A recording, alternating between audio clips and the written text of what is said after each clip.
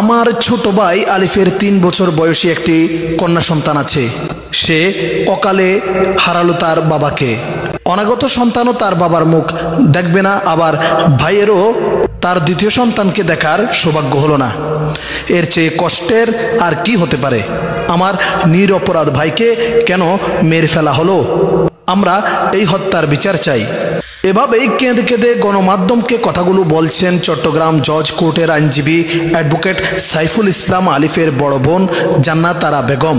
নিহত আলিফের বাড়ি চট্টগ্রামের লোহাগাড়া উপজেলার আমিরাবাদ এলাকায়। সম্প্রতি আলিফ চট্টগ্রাম আদালতের সহকারী পাবলিক প্রসিকিউটর নিযুক্ত হয়েছিলেন। 7 ভাই বোনের মধ্যে সাইফুল চতুর্থ। সাইফুলের মেয়ের নাম তাসকিয়া, তার স্ত্রী ইসরাত জাহান তারিন এখন 4 মাসের অন্তঃসত্ত্বা। সাজানো গোছানো সংসারে দ্বিতীয় সন্তানের অপেক্ষায় ছিলেন আলিফ তারিন দম্পতি। কিন্তু একটি দুর্ঘটনা সব স্বপ্ন ভেঙে ফেলেছে তাদের।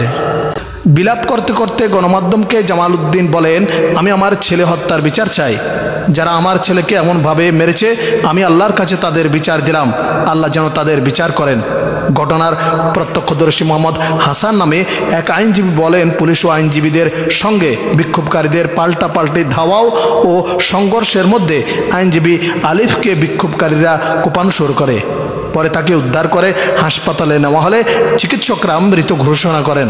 জাতীয় পতাকার অবমাননার অভিযোগে রাষ্ট্রদ্রোহ মামলায় মঙ্গলবার 26 নভেম্বর চট্টগ্রামে সম্মিলিত সনাতনী জাগরণ জোটের মুখপাত্র চিন্ময় কৃষ্ণ দাস ব্রহ্মচারীকে কারাগারে নেওয়ার সময় তার মুক্তির দাবি জানায় ইসকন সমর্থকরা। এ সময় আইন শৃঙ্খলা রক্ষাকারী বাহিনী ও বিক্ষোভকারীদের মধ্যে উত্তেজনা ছড়িয়ে পড়ে, পরে সংঘর্ষ হয়। এই ঘটনায় কয়েকজন আহত হন। আহতদের উদ্ধার করে চট্টগ্রাম মেডিকেল কলেজ হাসপাতালে নেওয়া হয়। সেখানে কর্তব্যরত চিকিৎসকরা আহত শিক্ষানবিশ আইনজীবী সাইফুলকে মৃত ঘোষণা করেন।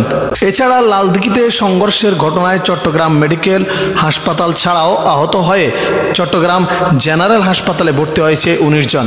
তবে এই 19 জনের সবাই আশঙ্কামুক্ত বলে জানিয়েছেন হাসপাতালের তত্ত্বাবধায়ক আব্দুল মান্নান। তিনি বলেন, আহতদের কেউ মাথায় আঘাত পেয়েছেন, কেউ হাতে, কেউ শরীরের অন্যান্য জায়গায়। তাদের হাসপাতালের বিভিন্ন ওয়ার্ডে ভর্তি করা হয়েছে।